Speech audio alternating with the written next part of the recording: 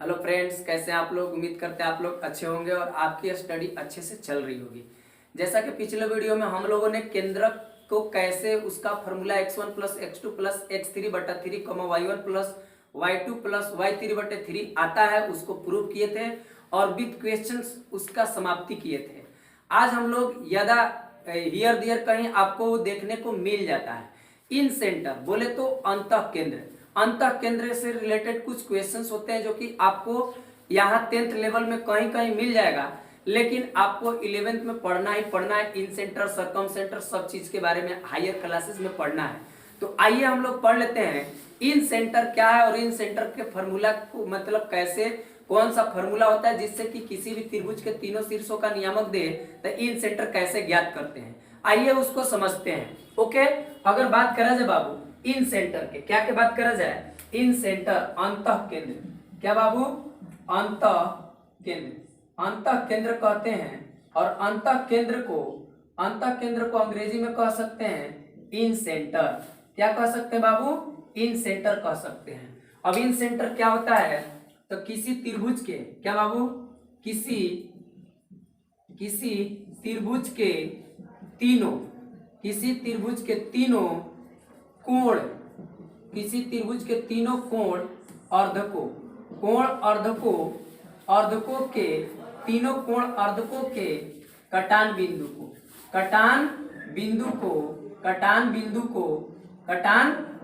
को कह सकते हैं। क्या बोला है, किसी त्रिभुज के तीनों कोण अर्धकों के कटान बिंदु को कटान बिंदु को अंतः केंद्र कहा जाता है। अंतः केंद्र यानी इन सेंटर कहा जाता है। जैसे the intersection point of angle bisectors of a triangle is called in centre of the triangle. Okay, अगर इसको फिगरली बाबू समझा जाए, तो मान लीजिए यहाँ एक त्रिभुज है और यहाँ एक त्रिभुज में अगर तीनों कोण के मान लीजिए अर्धक खींचा जाए, मान लीजिए ए है, बी है और यहाँ हम लोग का क्या है, सी है। अगर इसका कोण मान लीजिए डिवाइडर बराबर भागों में बांटने वाला, यानी ये अगर बराबर है, ये क्या है, बराबर, और सिमिलरली इसका जो कोण समद्विभाजक है और इसका जो कोण समद्विभाजक है, अगर जहां मिलेंगे इसको मान लीजिए अल्फा और ये भी क्या है, अल्फा, तो दोनों कोण समद्विभाजक हो गया। मान लीजिए डी है, ये आपका ई है और यहाँ मान लेते हैं एफ है, और यहाँ पे बाबू यहाँ पे ले लेते हैं बीटा और इसको भी ले लेते हैं हम लोग बीटा। तो इस प्रकार से किसी त्रिभुज के तीनों कोणों के जो अर्धक होते हैं यानी एंगल बाइसेक्टर होते हैं, उनके कटान बिंदु को हम लोग क्या कहते हैं, अंतः केंद्र कहा जाता है। उन्हें अंतः केंद्र कह सकते हैं, इन सेंटर कह सकते हैं। ओके, और इन सेंटर को ऐसे भी कहते हैं कि मान लीजिए यहाँ ट्रायंगल है और इस ट्रायंगल में मान लीजिए एक क्या है आपका, एक यहाँ पे मान लेते हैं सर्किल है और इस सर्किल के सेंटर को भी हम लोग कह सकते हैं कि इन सेंटर है। और बाहरी अगर सर्किल हो तो उसे परिकेंद्र कहते हैं। यहाँ पे ऐसे आ जाता है, इसका जो केंद्र होगा इसको भी अंतः केंद्र कहा जा सकता है, अंतः केंद्र इसको भी कहा जाता है, अंतः केंद्र इन सेंटर, यानी कि त्रिभुज के अंदर हो तो इसी बात को हम लोग ऐसे या इस बात को ऐसे कह सकते हैं। ओके, और यहाँ से ये जो होगा ये अंतः त्रिज्या होगा, परपेंडिकुलर यहाँ डिस्टेंस होता है, परपेंडिकुलर बनाता है, क्योंकि हम जानते हैं कि कोई भी अगर सर्किल हो और सर्किल में बाबू अगर यहाँ से एक स्पर्श रेखा खींचा जाए तो स्पर्श रेखा एवं यहाँ सेंटर को मिलाने वाली रेखा स्पर्श बिंदु पर कितना डिग्री का कोण बनाते हैं, 90 डिग्री। तो ये स्पर्श बिंदु ही, स्पर्श रेखा ही तो है, और स्पर्श बिंदु और इस केंद्र को मिलाने वाले को यहाँ 90 डिग्री का कोण बनाएगा, इसको त्रिज्या कहते हैं। क्या कहते हैं, त्रिज्या। और इस केंद्र को कहते हैं अंतः केंद्र भी कह सकते हैं। ओके, यानी कि त्रिभुज के कोण जो अर्धक होते हैं, यानी कि कोण को दो बराबर भागों में बांटने वाले जो रेखा जहां तीनों कोण अर्धक एक जगह पर मिलते हैं, उस जगह को ही हम लोग अंतः केंद्र कहते हैं। और अंतः केंद्र ज्ञात करने का जो सूत्र है, मान लीजिए कोई त्रिभुज है बाबू और तीनों त्रिभुज, मान लीजिए त्रिभुज के तीनों शीर्षों का नियामक x1, y1 है। ओके, x2, y2 है, मान लेते हैं यहाँ पे बी में, और यहाँ पे मान लेते हैं सी में x3, y3 है। तो अगर स्टैंडर्ड फॉर्म में किसी भी त्रिभुज को रिप्रेजेंट करना हो, तो अगर किसी भी त्रिभुज को स्टैंडर्ड फॉर्म में रिप्रेजेंट करना हो तो बाबू जहां शीर्ष ए होता है उसके सामने वाला भुजा को क्या कहते हैं, इसके सामने वाला भुजा को छोटा ए से रिप्रेजेंट करा जाता है। किससे? छोटा ए से। बी के सामने वाली भुजा को छोटा बी से और सी के सामने वाली भुजा को छोटा सी से रिप्रेजेंट करते हैं। यह प्रॉपर्टीज ऑफ ट्रायंगल में पढ़ना है 11th क्लास में। जब हम लोग प्रॉपर्टीज ऑफ ट्रायंगल पढ़ेंगे तो उसमें आपको इसको करना है क्या कि अगर मान लीजिए इस ट्रायंगल को अगर ए मान लेते हैं, बी मान लेते हैं, सी मान लेते हैं, तो ए के सामने वाला का जो लेंथ है छोटा ए द्वारा दिखाएगा। बी के सामने वाला जो भुजा है मतलब ए सी, इसका लेंथ किसके द्वारा दर्शाया जाएगा? बी के द्वारा। और ये जो लेंथ है हम लोग के छोटा सी के द्वारा जो कि यहाँ पर दर्शाया गया है। तो इसका जो अंतः केंद्र है, इस अंतः केंद्र का सूत्र जो होगा, अंतः केंद्र का सूत्र जो होता है बाबू, अंतः केंद्र का जो सूत्र होता है वो आगे जाके हायर क्लासेस में आपका इसका प्रूफ है। हालांकि इसका प्रूफ यहाँ भी दिया जा सकता है, ऐसी कोई बात नहीं है। ओके, लेकिन उसको याद रखिए, ज्यादा बेहतर रहेगा आपके लेवल का। ओके, तो यहाँ पर क्या होगा? यहाँ पे होता है ax1 plus bx2 plus cx3।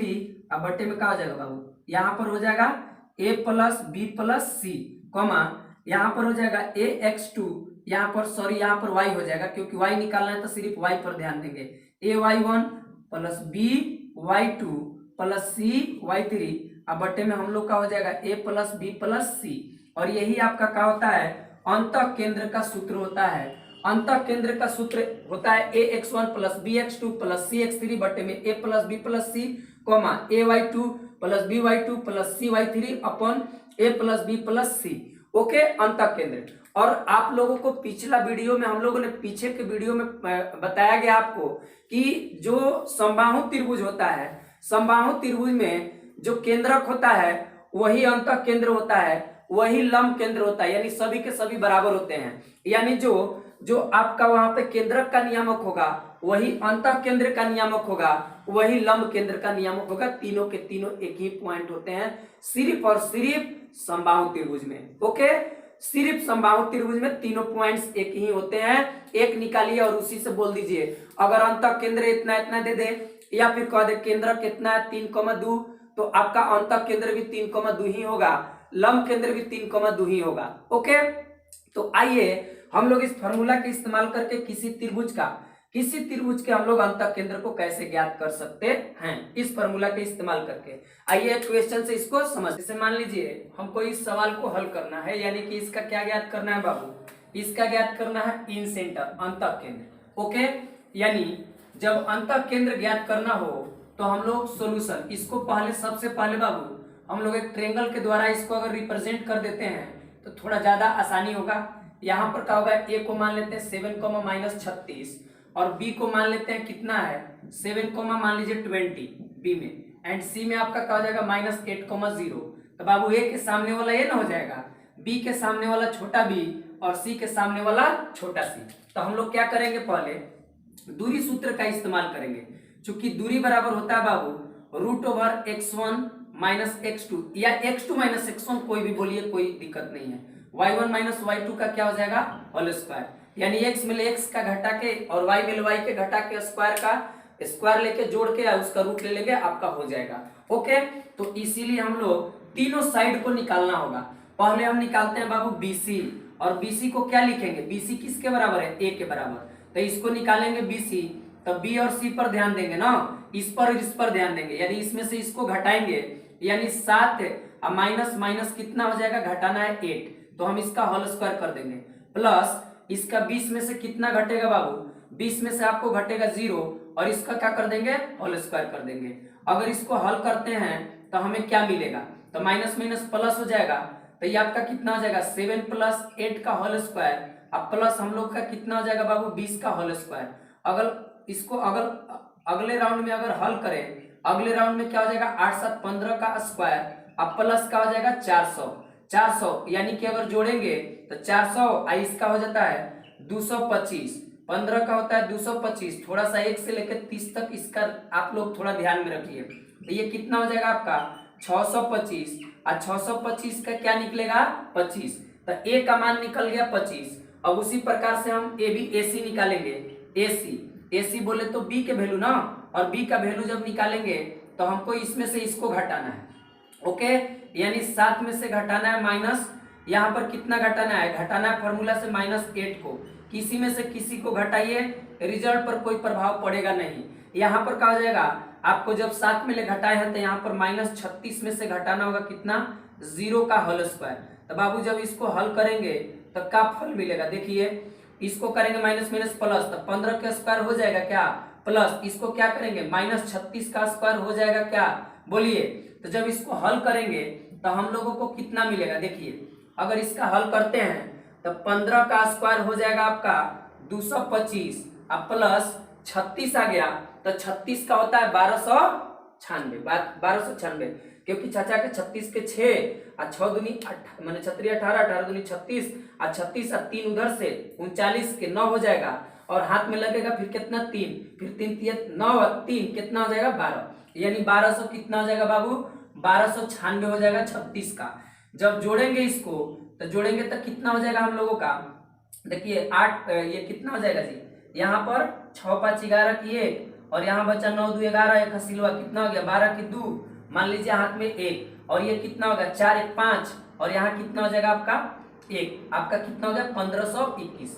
अब 1521 अगर देखा जाए तो 1521 को हम लोग कैसे हल करेंगे, 1521 है यहाँ पे, ठीक है 1521 को देखते हैं, 3 से कट रहा है, 2 से तक कटेगा नहीं तो ये कटेगा 6 6 2 8 1 9, 3 से कट रहा है तो 3 से कटाइए, तो 3 5 15 कट गया, तो आपको ये पूरा पूरा कटता है तो यहाँ 0 बैठेगा, फिर 7 से आपका यानी फिर 3 से कट रहा है, यस 7 5 12, तो 12 जब कट रहा है तो 3 से, तो ये भी पूरा 3 से कटेगा, 3 से जब कटाएंगे तो 3 एक बार में 2 बचा तो 2 आ गया, यानी कि 3 छक्के 18 और फिर यहाँ कितना आ जाएगा 27, 9 बार में कटेगा 27, फिर 169 के तो आप जान रहे हैं 13 गुने कितना लिख सकते हैं 13, 13 गुने कितना लिख सकते हैं 13, तो बाबू इसको हम क्या लिख सकते हैं, देखिए हम लिख सकते हैं कितना 3 × 3 × 13 × 13, और जब इतना लिख देंगे बाबू तो जब जोड़ा लगता है तो पता है हम लोग ऑलरेडी पढ़ चुके हैं, जोड़ा लगेगा तो बाहर जाना पड़ेगा ही पड़ेगा, यानी जोड़ा लग गया शादी ब्याह हो गया तो कमाने के लिए बाहर जाना पड़ेगा,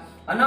तो आपका कितना हो जाएगा, ये जोड़ा लग गया तो 3, ये 3 खाती एगो निकलेगा, ये जोड़वा में से एगो निकलेगा, तो कितना हो गया, जितना जोड़वा में से निकलता है सबके गुणवा करके लिखते हैं, तो कितना हो जाएगा 13 × 39, यानी आपका बी का वैल्यू कितना आ गया 39 आ गया, बी का वैल्यू आ गया बाबू 39, बी का वैल्यू हम लोग का कितना आया 39 आ गया।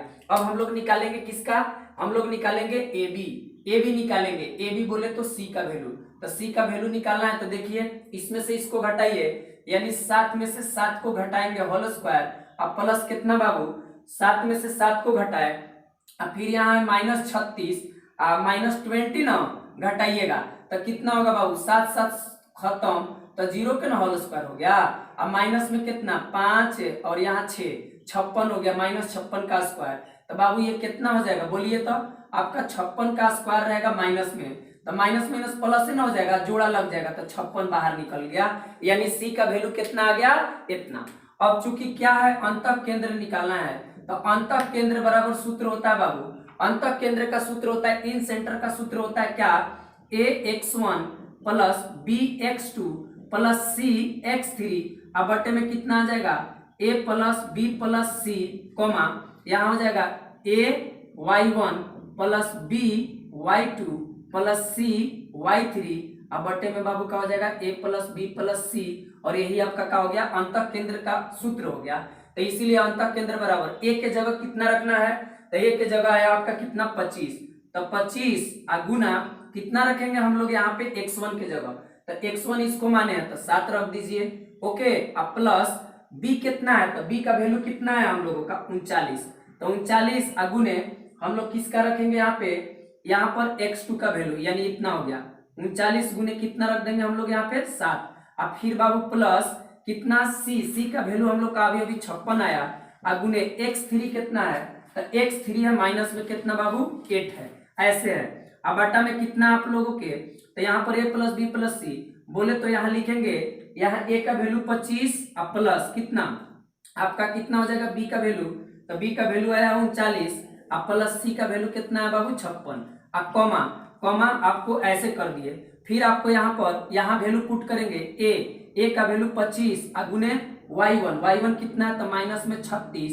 अब प्लस ना प्लस, फिर यहाँ क्या लिखेंगे हम लोग, यहाँ लिखेंगे हम लोग फिर लिखेंगे हम लोग 39 लिखेंगे, कहने का मतलब y का ना वैल्यू लिखना है, यहाँ y b का लिखे 39 और b का वैल्यू क्योंकि यहाँ पर आया 39 और y2 कितना है तो इसमें देखेंगे 20 है बाबू। आप प्लस यहाँ पे कह सकते हैं, यहाँ ऐसे कर दीजिए और फिर यहाँ प्लस लिख दीजिए और यहाँ पर क्या लिखेंगे सी का वैल्यू कितना है 56 और 56 में कितना से गुना करेंगे तो 0 से गुना करेंगे और नीचे का लिखेंगे वही बात, यानी कि 25 39 और प्लस 56। जब इसको हम लोग ऐसे कर दिए, इसको करने के बाद अगर हम लोग हल करते हैं तो कितना मिलेगा, तो देखिए यहाँ पे जब हल करते हैं तब 25 में 7 से करेंगे तब 25 छक्के 150, 25 7 100 कितना आ जाएगा 75। अब प्लस ये प्लस में ना होगा, जब इसको 7 से गुना करेंगे तो 7 9 63, हाथ में लगा 6 लगा और आपको कितना हो जाएगा 17 21 और 6 आपका कितना हो जाएगा 27, 21 और 6 कितना हो जाएगा आपका 27 हो जाएगा। अब फिर यहाँ प्लस माइनस यहाँ जब करेंगे बाबू 56 में 8 से तो 8 7 यहाँ पर 8 छक्के 48 के 8 हाथ में लगा 4 और 8 5 40 और 4 44, तो माइनस में आया इतना, माइनस में कितना है 448। अब बाटा में टोटल जोड़ के कितना आएगा, तो टोटल जोड़िए 9 6 15 15 5 20 की 0 हाथ में लगा 2 तो 2 लगा 8 है और 2 10 और 10 और 2 12 यानी कि 120 आया आपका, जोड़ के कितना आया 120। ओके कॉमा, अगर इसको ऐसे लिख दे बाबू, फिर इसको हल करते हैं 25 का इसमें 36 से गुना करेंगे तो प्लस माइनस हो जाएगा, 25 छक्के 150 तो 150 का कितना लिख दीजिएगा 0 ना, 25 के पहाड़ा पढ़ दीजिए तो 25 छक्के 150 0 लिख दे 15, 25 3 75, 25 3 75 75 इसमें से 15 जोड़िएगा तो 80 या 10 आपका कितना हो गया 90, यानी कि 900 आ गया। कितना आ गया बाबू 900। अब प्लस जब इसका गुना करेंगे तो देखिए 0 हटा के गुना करिए तो 9 दूनी के 18 और 3 दूनी के 6 और 1 7 मतलब 78 आएगा, 0 का जो हटाया वो चिपका दीजिए, प्लस 0 से जो टकराएगा वो चूर चूर हो जाएगा और नीचे ये भी तो 120 ना होगा जी, ये भी आपका क्या है 120। अब जब बाबू इसको जोड़िएगा तब क्या मिलेगा बोलिए, जब जोड़ेंगे इसको तो ये देखिए आपको जोड़ दीजिए कितना होगा तो 300 ये हुआ ना। आपको जब जोड़ने जाएंगे इसको तो देखिए 8 हो जाएगा, 8 हो गया, ये कितना हो जाएगा 7 7 14 हाथ में 1, ये आपका 3 आई खसी लिया कितना हो जाएगा 4 और माइनस 448। सिर्फ डाटा लग रहा है कि भयानक है, लेकिन थोड़ा धैर्य रखिए, आंसर आएगा ही आएगा। ओके, क्योंकि कोशिश करने वालों की कभी हार होती नहीं है, गिरते गिरते आदमी आपको उसको सफल हो जाता है। यहाँ पर देखिए 900 है बाबू, तो 900 में ले सीधे घटा ना दीजिए 700, तो 700 घटाए तो बचा 200 और 200 में ले फिर 80 घटाइए तो 120 है ना बचा। और देखिए माइनस वाला बड़ा है तो माइनस 120 और नीचे भी 120। अब अगर मान लीजिए ये आया जोड़ के इतना तो बराबर बराबर है तो कट जाएगा ना, यानी कि बराबर सेम संख्या में से सेम संख्या घटा, तो 0 बटे कितना आया 120 और कॉमा कितना हो गया 120 कट गया तो -1 आ गया।